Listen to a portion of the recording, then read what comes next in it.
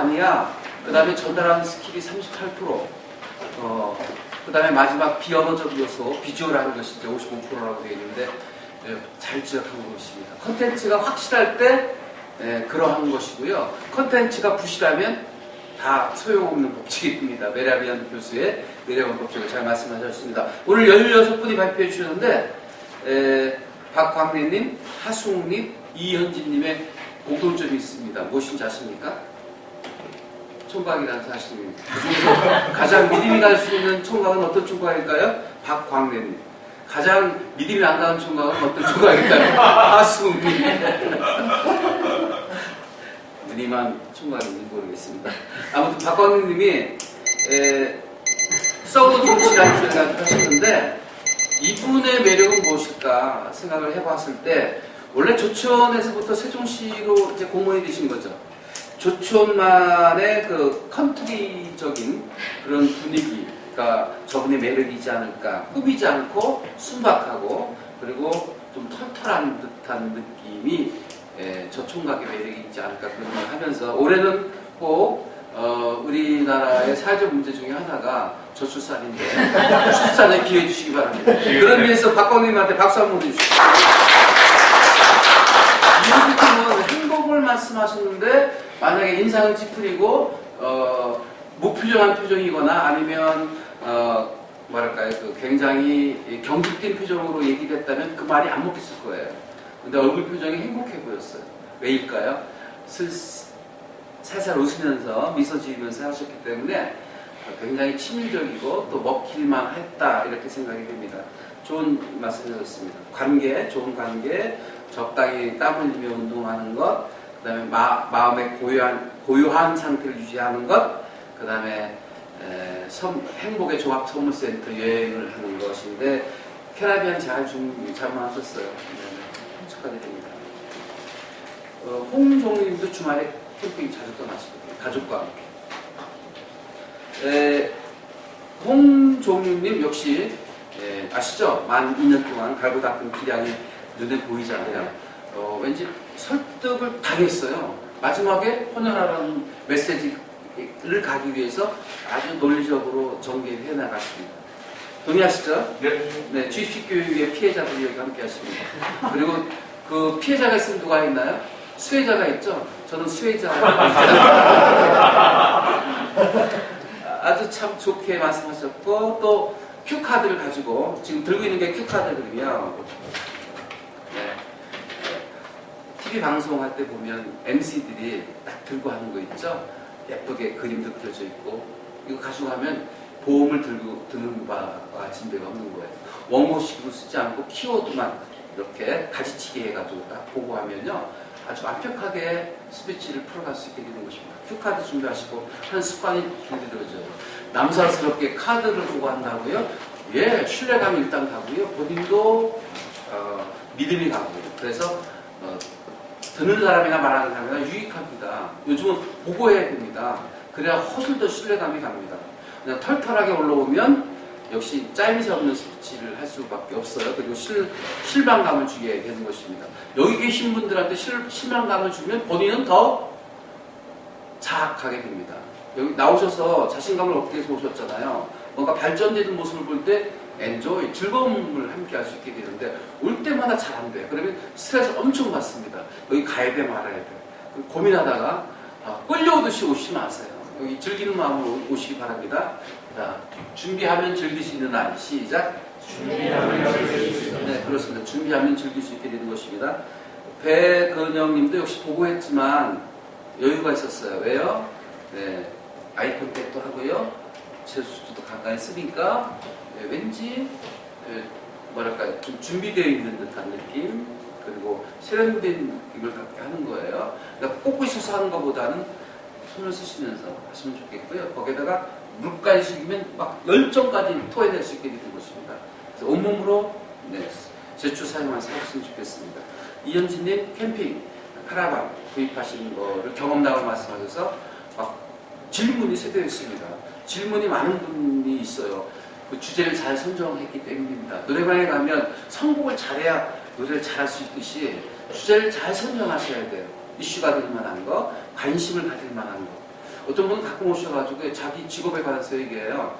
여기 그 직업하고 전혀 관계가 없는 거거든요. 근데 열심히 합니다. 청중을 생각하지 않은 주제였습니다. 청중에 걸맞는, 청중이 관심을 가지고 있는 주제를 가지고 풀어가시기 바랍니다. 네, 그래서 강의 의뢰가 되면 누굽니까 대상? 네, 연령층이 어떻게 됩니까? 성비는 어떻게 됩니까? 그분들의 관심은 어디에 있습니까? 물어보는 거예요. 그게 청중 분석입니다. 여러분 최소한 나 중심으로 말하지 않고 청중 중심으로 말해야 됩니다. 요즘은 고객 중심이에요. 수요자 중심입니다. 교육 현장에서도 수요자 중심 교육이라고 하지 않습니까? 그래서 여러분들이 세상에 유익을 주려면 그분들이 원하는 게 뭔지, 니즈가 뭔지를 파악하시고 스피치하셔야 됩니다. 똑같은 얘기라도 그 사람의 입장에서 얘기하면, 그 사람의 입장에서 얘기하면 훨씬 더 재미있고 합당한 스피치가 될 수 있겠습니다. 백은영님, 확실한 자료를 가지고 스피치를 해주셨는데 역시 신세대답게 그냥 휴대폰 들고 얘기했습니다. 현장에서 다 땡겨올 수 있습니다. 자료를. 얼마나 놀라운지 몰라요. 준비 안 됐다고 고민하지 마세요. 네이버에서 검색어 치면 쫙쫙 나옵니다. 그거 보고 얘기하셔도 돼요. 준비가 안 됐을 때는 비상용으로 그렇게 할 수 있습니다. 그런 거를 보여줘서 유익했다 생각합니다. 김광수님 역시 군인답게 전쟁에 관한 이야기를 해주셨고 역시 분석력이 있으셨습니다. 요것이 EOB 법칙을 말씀하신 거예요. 예화를 들어주고 거기에서 아웃라인 핵심을 뽑아가면서 분석해서 결론을 내는 EOB 법칙. 따라서 하실까요? example 예화를 들어라. 아웃라인 그 예화의 핵심을 잡아내라. 그리고 베네피트 그리고 그 키워드에 대한 유익을 다시 분사시켜라. 이게 EOB 법칙입니다. 한덕희님 영화를 말씀하셨는데 역시 큐카드 가지고 여유있게 해주셨습니다. 처음에 오셨을 때는 준비가 안 돼가지고 무슨 말을 해야 될지 스트레스 엄청 받았는데 준비하면 스트레스 받을 이유가 없어요. 그대로 풀어가시면 되는 거니까요. 신현실님 어디 계시죠? 한류 세계유산. 예, 한양대 겸임교수예요. 중국에서 수학하고 유학을 하시고 오셨습니다. 세계유산에 대해서는 누구보다도 이긴자이십니다. 자기 전공을 살려라. 시작. 자기 전공을 살려라. 네, 근데 어떤 분들은 엉뚱한 얘기를 하세요. 자기 전공하고 자기 직업하고 관계없는 얘기를 하신다. 그러면서 제가 속으로 이거 들으면서 어떻게 생각할까요? 참 한심해 죽겠다. 왜 그걸 얘기하는지 모르겠다 생각합니다. 여러분들의 관심사, 여러분들의 전공, 여러분들이 가장 잘할 수 있는 거 그거를 하기에도 부족해요. 시간이요. 다른 거 한눈 팔지 마시라고요. 그래서 제가 박사과정, 스피치 박사과정을 만들었는데 거기는 1년 과정입니다. 한 달에 딱 한 번만 나오면 됩니다. 왜요? 한 달 동안에 숙제를 드리거든요. 한 달 동안에 과제를 드리거든요. 그래서 당신을 컨셉팅하라. 자기의 전공 분야를 심화시키고 확장시키고 그리고 그 분야에 확신을 얻어서 책을 쓰라는 쪽으로 제가 몰아가고 있는 과정을 하나 만들었거든요. 네. 그래서 자기 전공을 살리시기 바랍니다. 그런 의미에서 또 모범이 되었습니다. 한덕구님도 그렇고요. 신현실님 한류 역시 세계유산 앞으로 기대가 됩니다. 그쪽에 강의를 많이 해주시기 바랍니다. 왜 오셨냐고 하는 질문은 저한테 제 하고 있는 일에 방해를 놓는 거예요. 잘 하시는 분들이 오세요. 내가 누군지를 모르면 안 와요. 내가 누군지를 아니까 오는 거예요. 학습의 단계가 4단계가 있습니다. 내가 뭘 모르는지 몰라요. 그 사람들이 이런 데 오지 않아요. 친구들하고 동료들하고 술 마시기 바빠요. 내가 뭔지를 모를 때 찾아오고요. 그리고 내가 노력을 해서 그걸 개선해 나갑니다. 그래서 나중에는 내가 노력하니까 좀 돼. 이게 3단계고요. 4단계는 내가 노력하지 않아도 되는 경지. 그 단계가 이제 최고 고수의 경지가 되겠습니다. 시현실님은 지금 3단계쯤 오지 않았을까. 이제 노력하지 않아도 마음껏 자기를 표현할 수 있는 경지가 올라오기 의심치 않습니다. 이정모님, 여기 오시게 된 동기를 솔직하게 표현함으로 웃음을 자아내게 했고 공감대를 만들었어요. 실은 여러분들이 말을 잘하고 소통을 잘해서 오십니다만 실은 여러분들의 잠재의 수익은 뭐예요? 나이트클럽 가서 어떻게 하면 부킹을 잘하자. 이런 거 부부 싸움에서 어떻게 하면 이길 수 있을까? 근데 여자를 이기겠다는 생각은 정말 잘못된 생각이에요. 그냥 접고 들어가세요. 이길 수 없습니다. 네. 그런데 자기를 솔직하게 표현할 수 있는 것. 말할 수 없는 본능적인 걸 표현할 수 있는 거, 이것도 웃음의 소재입니다. 본능적인 걸 되게 숨기거든요. 남사스럽게 남들이 나를 어떻게 평가할까, 남들이 손가락질하지 않을까 이런 생각을 하는데 하셨잖아요. 저도 실은 일만 해도 나이트클럽 가서 어떻게 부킹을 잘할까 이런 고민을 해본 적이 있었어요. 네. 자, 배철웅님, 네. 선입견을 깨자. 변호사인데 말 잘한다고 생각하지 마라. 딱 이렇게 선을 긋고 말씀하셨는데 지옥 관련에 관해서 할 얘기가 얼마나 많으시겠어요. 네. 집단지성, 타고난 강점이 있어요. 외모 잘생겼다, 키 흠칫하다, 그 다음에 목소리가 빼어납니다. 근데 오늘 굉장히 서둘렀어요. 지금 몇 번 안 오셨는데 굉장히 서둘러요. 그래서 조화석습이라는 단어를 소개해 드리겠습니다. 아침조자, 꽃합자, 전어석자, 주습자. 아침에 떨어진 꽃잎이라도 향기, 아름다움이 있어요. 그러면 음미할 수 있어요. 꽃잎이라도 음미할 수 있다고요.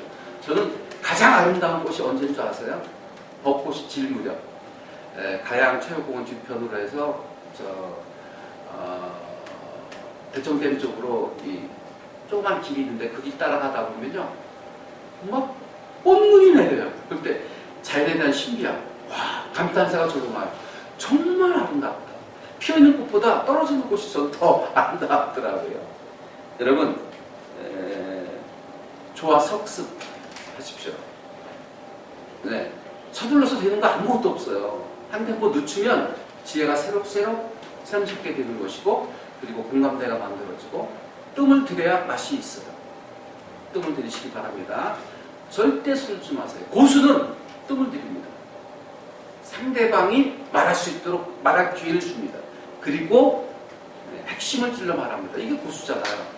그런데 되게 사람들은요, 빠르게 급하니까 자기 얘기하고 빨리 끝내고 싶고 뭔가 성과를 얻어내고 싶은 거예요. 그러니까 막 서둘러서 얘기한다고요. 그럴 때 마음의 문이 탁 하고 잠겨서 그 마음의 문을 열 수 없게 되는 것입니다. 기다려줄 때 마음의 문을 열게 되는 거예요. 조화석습이 스피치에서 최고 중요시해야 되는 것입니다. 따라하실까요? 조화석습. 조화석습. 배철욱 변호사께 조화석습. 저기 있는데 저거 갈 때 들고 가세요. 저도 되니까. 한은미님, 네, 저분이 처음 오셔가지고 울고 내려가신 분이에요. 지금 얼마나 당당한지 몰라요. 큐카드 들고 끝까지 차분하게 읽어 내려가는 모습을 보면서 저는 늘 마음속으로 박수를 보내드리고 있습니다. 지난번에 떡까지 오셨어요. 제가 나도 모르게 툭 튀어나와요. 의도적으로 떡 펴오세요 하지 않아요. 일추원장하거나 정말 멋있게 스피치할 때는 저도 모르게 탄성처럼 떡 펴오세요. 그 다음날 한 말 해와야 됩니다. 떡 펴오신 분입니다. 정말 많이 당당해주셨어요. 하느님 다시 한번 박수 보내드리고 싶습니다.